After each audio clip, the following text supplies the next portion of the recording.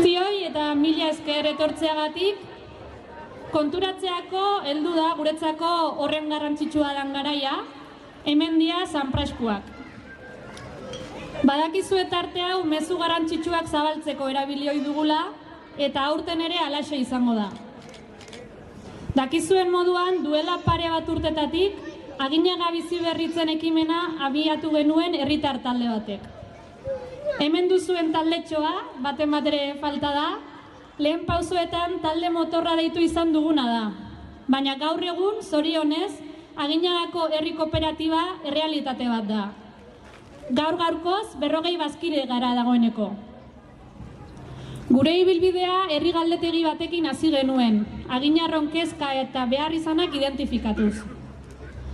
Herria bizirik mantendu nahi dugu, eguneroko erosketak egiteko denda bat nahi dugu, arrate egoitzaren zerbitzua ezinbestekoa da guretzat, eta etorkizunari begira, etxebizitza berrien sustapena ezinbestekoa izango da gure herria indartzeko. Behin diagnostiko horrekin, bidean bidelagun bikainak topatu ditugu.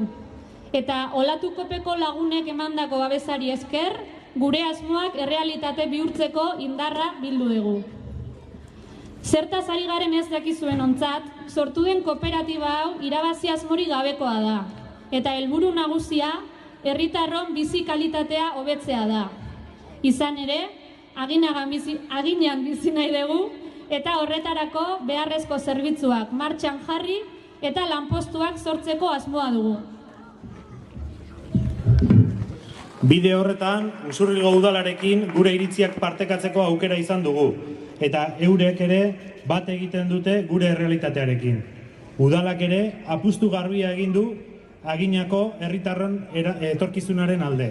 Izan ere, etorkizunean Elizazarra elkargunea eta arrate egoitzaren kudeaketa egokiago bat bermatzeko proiektuen lehiaketa bat jarri zuen martxan.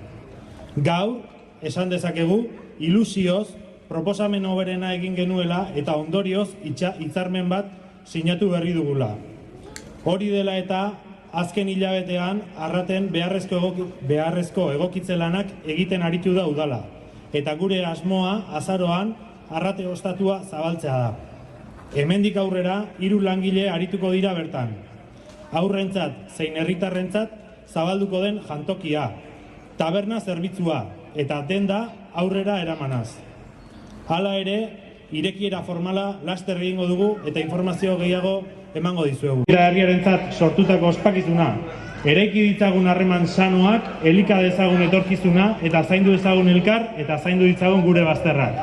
Jai parekide, euskaldun, arduratsu eta parte hartzaileen alde, gora Agina eta gora aginatarrak!